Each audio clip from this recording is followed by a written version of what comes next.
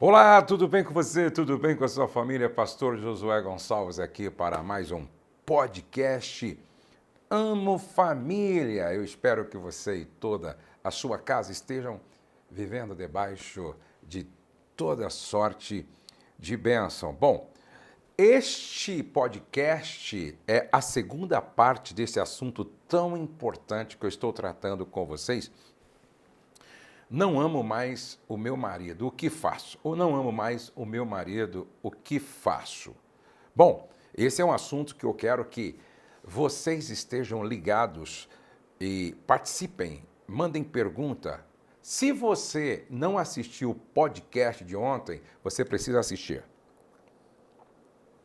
Você precisa assistir o podcast de ontem, porque ontem eu falei a primeira parte: sem lenha o fogo se apaga. Sem lenha o fogo se apaga. E eu disse que são 10 tipos de lenha que você precisa colocar neste fogo, nesta fogueira conjugal, para o fogo não apagar. Você precisa compartilhar esse vídeo, tá? Eu espero que. Eu estou esperando aqui todos irem chegando, vamos chegando, tá? Vai escrevendo aqui embaixo, sem lenha o fogo se apaga, tá? Já vão escrevendo aqui embaixo, ó, sem lenha o fogo se apaga.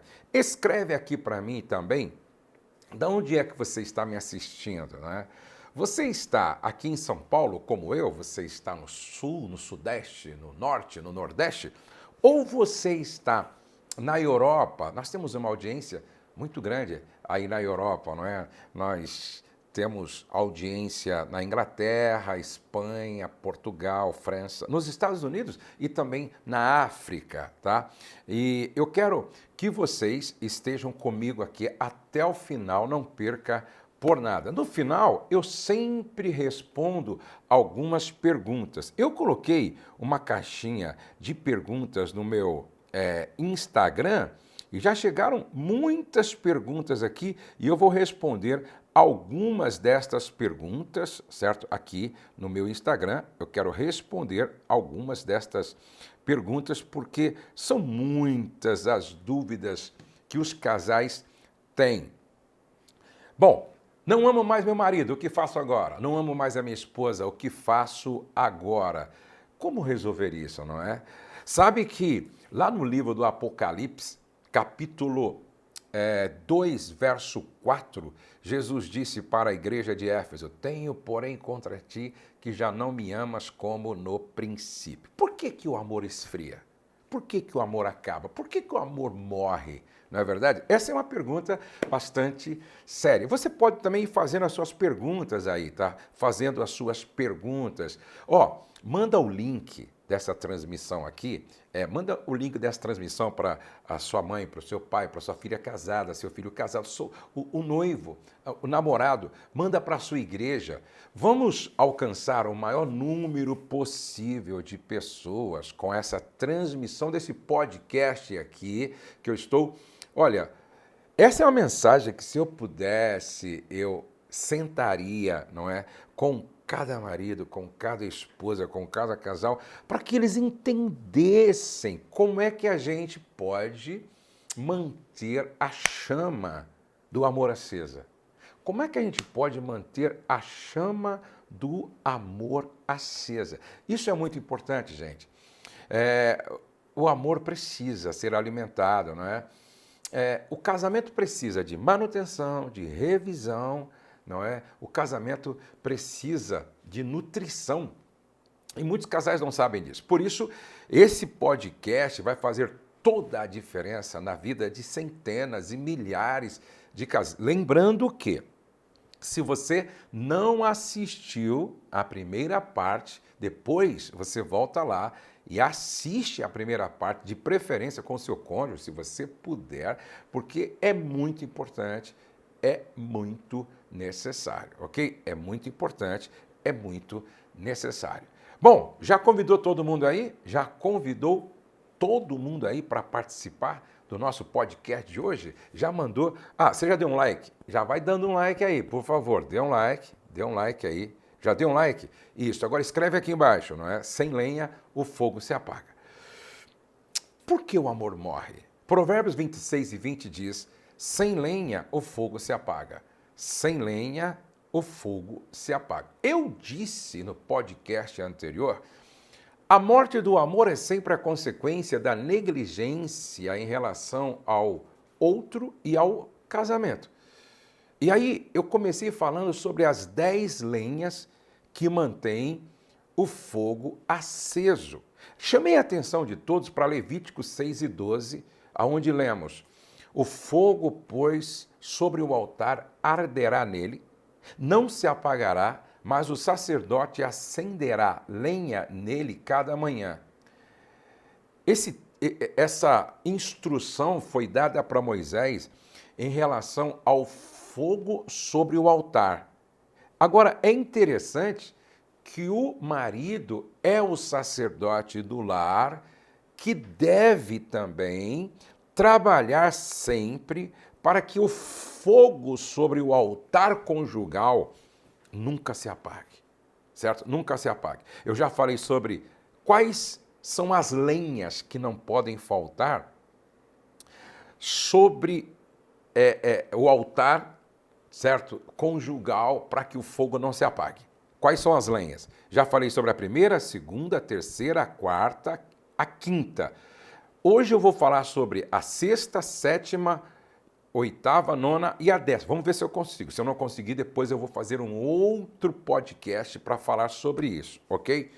Bom, a sexta lenha que não pode faltar nesta fogueira conjugal, nesse altar conjugal, é a lenha do reconhecimento. É a lenha do reconhecimento.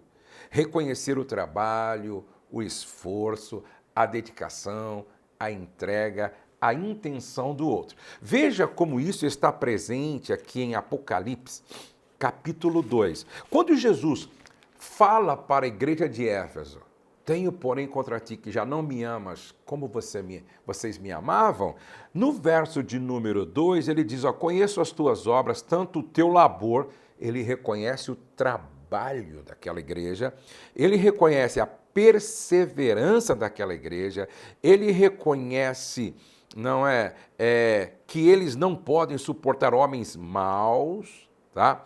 Eles reconhecem que eles trabalham com a verdade, eles reconhecem ele reconhece a perseverança, ele reconhece várias qualidades da igreja. Reconhecimento. Sabe, o que eu percebo é que muitas vezes o fogo conjugal se apaga por falta de reconhecimento. A mulher não reconhece o trabalho do marido, a mulher não reconhece o esforço do marido, a mulher, ela não reconhece a dedicação do marido, o empenho do marido, a intenção do marido, ela não reconhece. Ela vive dizendo: não faz mais do que a sua obrigação, não faz mais do que a sua obrigação, não faz mais do que a sua obrigação, nunca faz. Percebe? Ou então é o homem que não reconhece o esforço, a dedicação, o trabalho, a entrega, a intenção boa da mulher. Sabe, a gente precisa reconhecer as qualidades, as virtudes, a dedicação, o trabalho do outro, pô. Senão o outro desanima. Eu sempre tenho dito que aquilo que não é reconhecido e celebrado não se repete, tá? Quando a gente não reconhece, não celebra o esforço do outro, isso não se repete. Então essa é uma lenha que não pode faltar aí no altar do casamento, no altar conjugal. Sétima lenha, a lenha do lazer. A lenha do lazer. A vida não é feita só de trabalho, gente. A vida não é feita só de trabalho.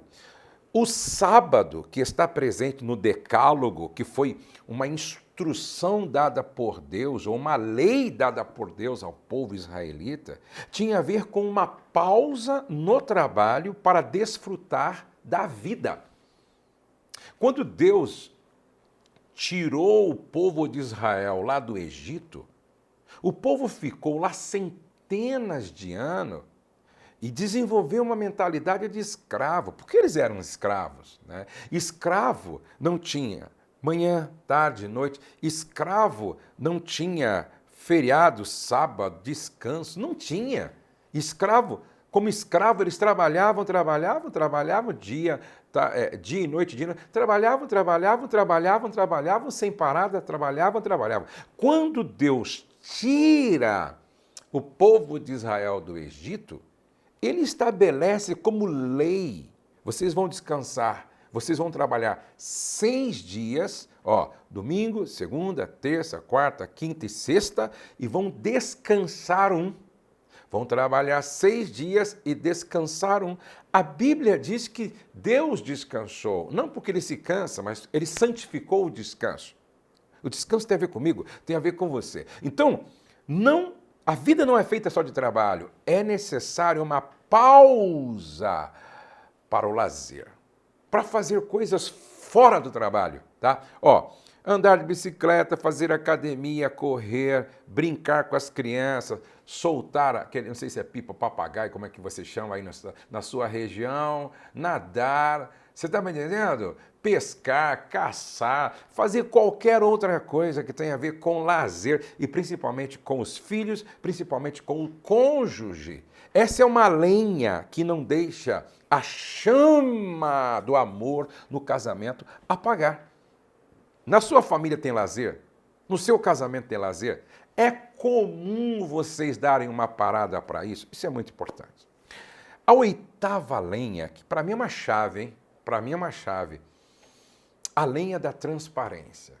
A lenha da transparência. Nenhum casamento vai longe sem transparência, verdade, prestação de contas e cumplicidade. Vou repetir. Nenhum casamento vai longe sem transparência, verdade, prestação de contas e cumplicidade. Gênesis capítulo 2, verso 2, capítulo 2, verso 24, não é? Os dois estavam nus.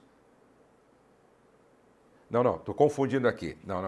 Por isso deixa o homem seu pai e sua mãe e se une à sua mulher e os dois se tornam uma só carne e depois os dois estavam nus e não se envergonhavam, certo? 2 e 24. Por isso deixa o homem pai e mãe e se une à sua mulher, tornando-se os dois uma só carne. Ora, um e o outro, o homem e sua mulher, estavam nus e não se envergonhavam. Aqui está falando de transparência. Essa nudez aqui, os dois estavam nus, não tem a ver só com a roupa. Os dois estavam nus, sem roupa, não é? E não se envergonhavam. Isso aqui tem a ver com nudez em todos os aspectos. Nós não temos nada a esconder e nem por que esconder.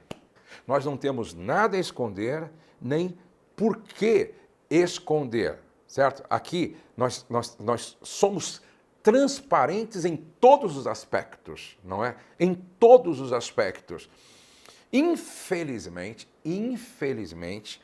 o fogo no altar conjugal tem se apagado em muitos casamentos. Sabe por quê? Porque não há transparência. Não há verdade. Não há prestação de contas. Não há cumplicidade. Um não pode fazer para o outro perguntas difíceis. Um não pode fazer para o outro perguntas difíceis e necessárias, porque há uma resistência.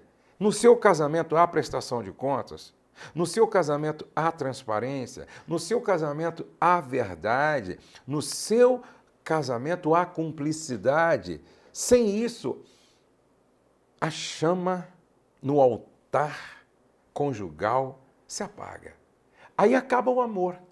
Aí chega nesse ponto, não amo mais meu marido, não amo mais meu marido, ou não amo mais minha esposa. Nossa relação perdeu a graça, perdeu o brilho, perdeu o sentido.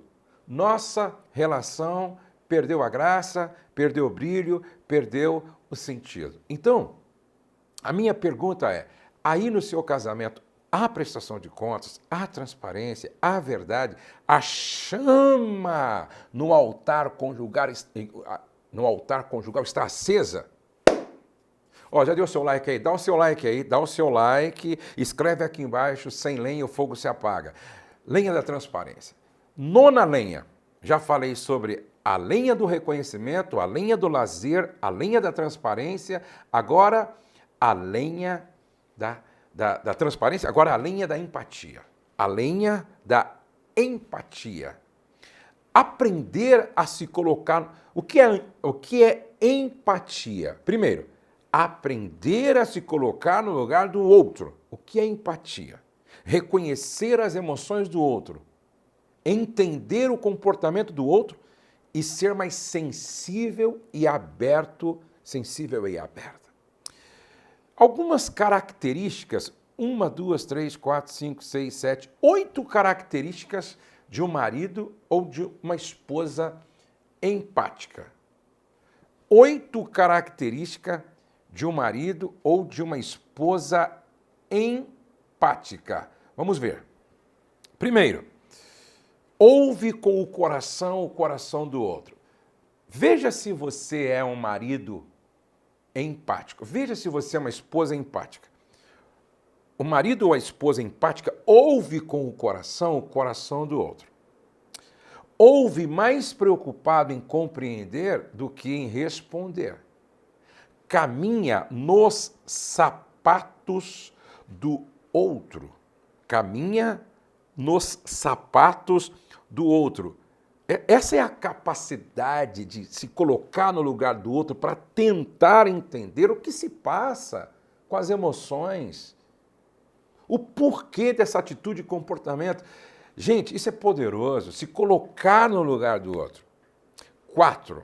Sabe fazer perguntas inteligentes. Sabe fazer perguntas inteligentes. O que houve? Quando aconteceu? Por que você está assim? Houve algum problema?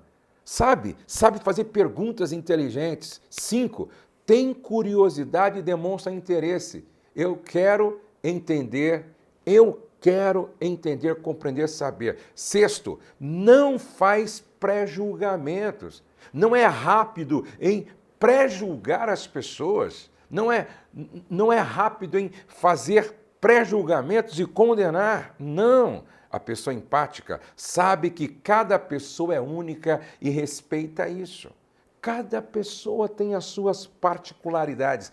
Cada pessoa tem a sua maneira de ser, cada pessoa tem o seu perfil temperamental, cada pessoa tem uma personalidade, cada pessoa é única.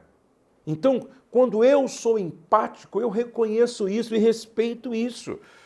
O marido ou uma esposa empático são pessoas sábias no falar, porque sabe que uma palavra pode curar ou pode piorar uma situação. Uma palavra pode levantar, como pode derrubar e destruir. Então, pessoas empáticas, ouve com o coração do outro, ouve mais preocupado em compreender do que responder, caminha nos sapatos do outro, sabe fazer perguntas inteligentes, tem curiosidade e demonstra interesse, não faz pré-julgamento, sabe que cada pessoa é única e respeita isso. São pessoas sábias no falar. A última lenha é a lenha do servir. A última lenha que não deixa o fogo no altar conjugal se apagar é a lenha do servir. Servir é a melhor maneira de dizer te amo. Como eu gostaria de falar isso para todos os maridos, todas as esposas do Brasil. Servir é a melhor maneira de dizer te amo. Quem não serve, não serve. Jesus disse lá em Marcos capítulo 10, verso 45, Jesus disse assim, olha, porque o Filho do Homem veio para servir e não ser servido. Porque o Filho do Homem veio para servir e não ser servido. Você já imaginou o que aconteceria se na sua casa o marido acordasse assim, como eu posso servir melhor minha esposa hoje para que ela seja mais feliz? Já pensou se a esposa acordasse todos os dias, como eu posso servir melhor meu marido hoje para ele ser mais feliz ainda? Já pensou se os filhos acordassem pensando, como é que a gente pode servir o papai e a mamãe melhor para que eles sejam mais felizes? Se os pais acordassem dizendo como é que eu posso servir melhor os nossos filhos para que eles sejam mais felizes? Servir é um estilo de vida. Para Jesus, servir não era uma obrigação, era um estilo de vida. Sabe, essa lenha do servir não deixa o fogo apagar. Sabe, essa lenha do servir não deixa o fogo apagar. Eu percebo que aqui em casa isso faz muito sentido e faz toda a diferença. Eu servindo, a minha esposa servindo, nós servimos. Na sua casa existe esse espírito servil? Agora a pergunta final. Como reacender o fogo que apagou, ou que se apagou? Como acender o fogo que se apagou? Vamos voltar para o que Jesus disse aqui, em Apocalipse, capítulo de número 2.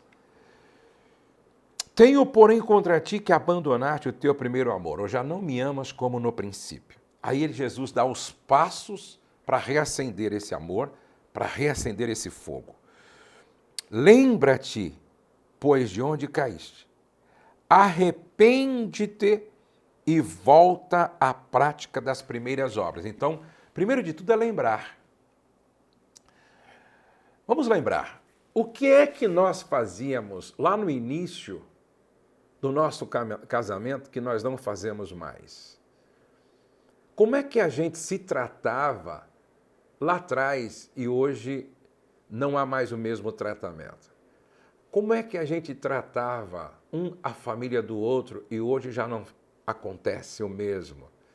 O que nós fazíamos? Nós orávamos juntos e não estamos orando mais. Nós líamos a Bíblia juntos, já não estamos lendo a Bíblia mais. Nós jejuávamos juntos, já não estamos jejuando mais. Nós fazíamos ações sociais juntos, já não estamos fazendo mais. Nós estávamos envolvidos com a vida da igreja, não estamos mais. Nós nos preocupávamos um com o outro em todos os aspectos, já não nos preocupamos mais. Aonde é que nós erramos, paramos, diminuímos, deixamos, abandonamos? Porque Jesus disse assim, olha, volta à prática daquilo que você fazia. Volta à prática daquilo que você fazia. Então, primeiro de tudo, você tem que lembrar. Lembra aí, o que você fazia que você não faz mais? Quando você era namorado, o que vocês faziam? Noivo e noivo, o que vocês faziam? No início do casamento, como era? Aí Jesus diz, arrepende, arrepende-te. Arrependimento envolve 3 coisas, né? Tristeza pelo erro, confissão do erro e abandono do erro. Volta à prática. Eu vou voltar a orar, vou voltar a ler a Bíblia, vou voltar a jejuar, eu vou voltar a elogiar, vou voltar a perdoar, vou voltar a tratar como eu tratava.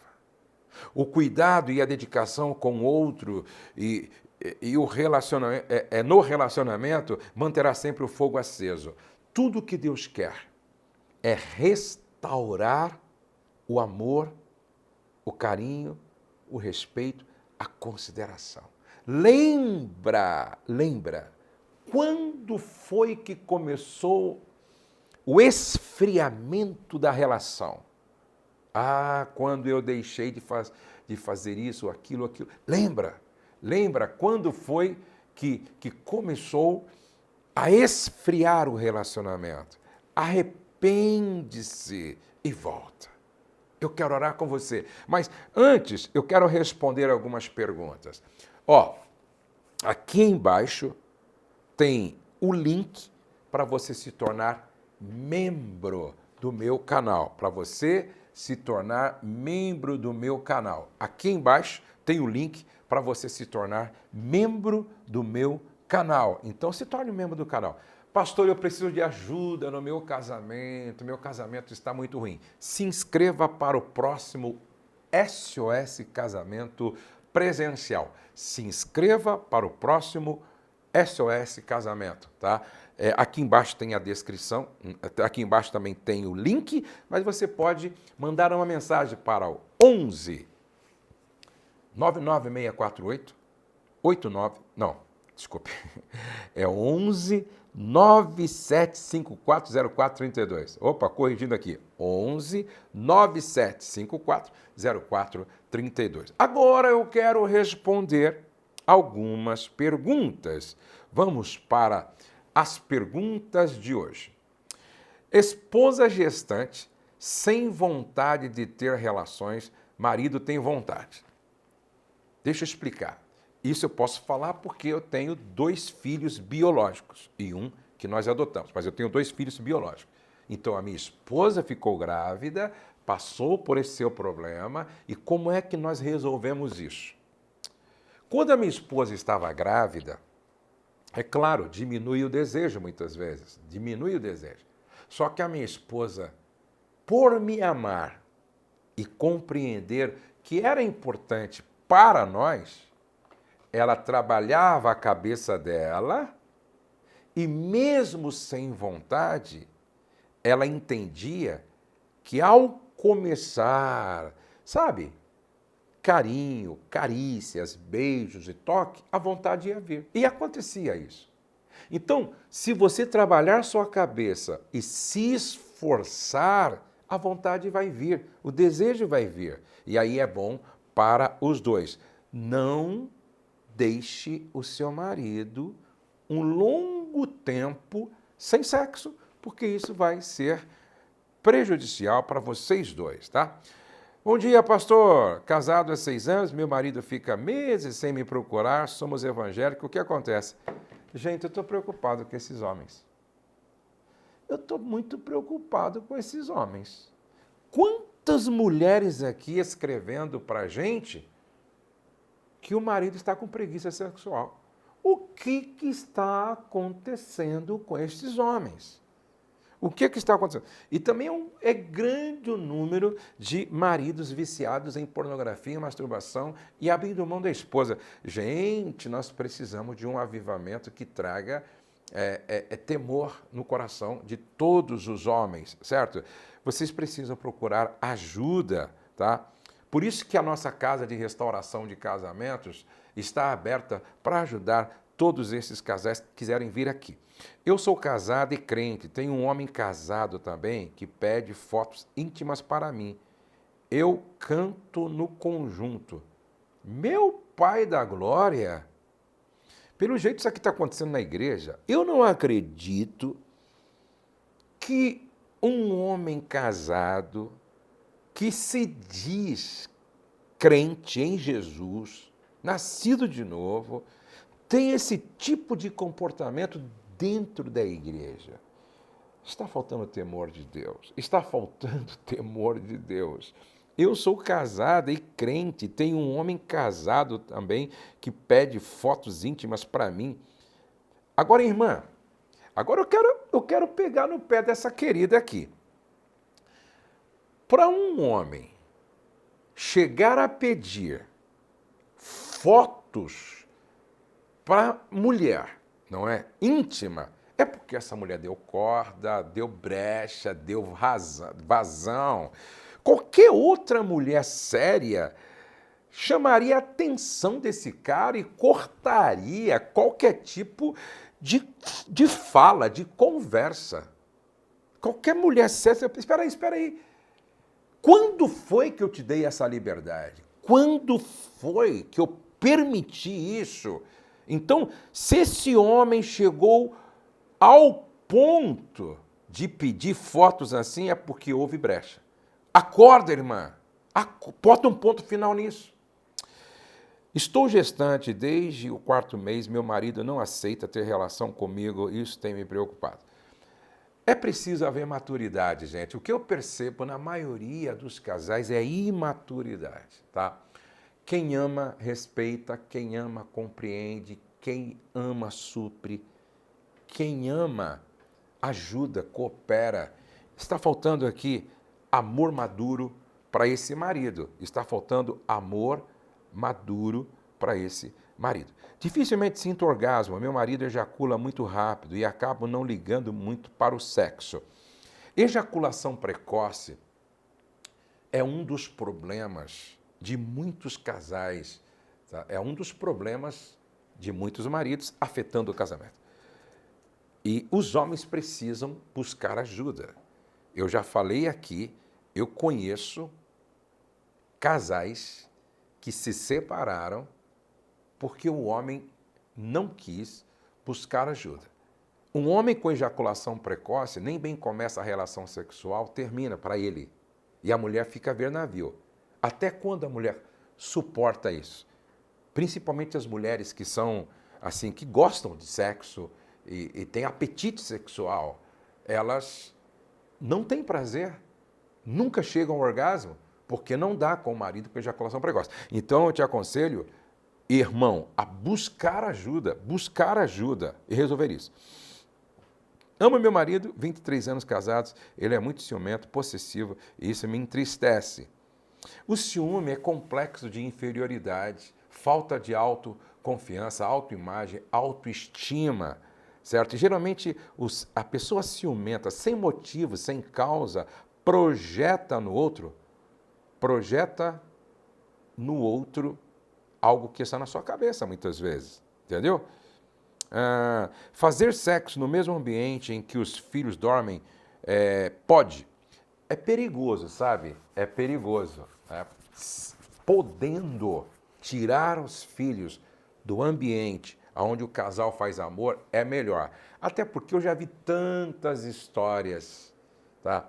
Eu lembro de uma história de um marido que contou para mim que um dia o filho perguntou assim para ele e para a mãe: ô mãe, outro dia eu vi vocês dois no quarto falando assim, ai que bom, ai que bom, ai que bom, um em cima do outro. O que era aquilo? Porque estava escuro e tal, ele não deu para ele ver. Olha só que absurdo. Você vai estar, de repente, provocando uma distorção do belo na cabeça da criança que não sabe o que é, que não entende. Não é bom, não é saudável. Então, é bom que tire as crianças do ambiente onde o casal faz amor. Entendeu? É bom que tire as crianças para que haja privacidade para o casal. Bom, Deus abençoe você, sua casa e sua família. Não perca amanhã o nosso podcast com a Ariane. Inclusive, vamos estar respondendo muitas perguntas sobre sexo no casamento. Amanhã às 9 horas, espero você.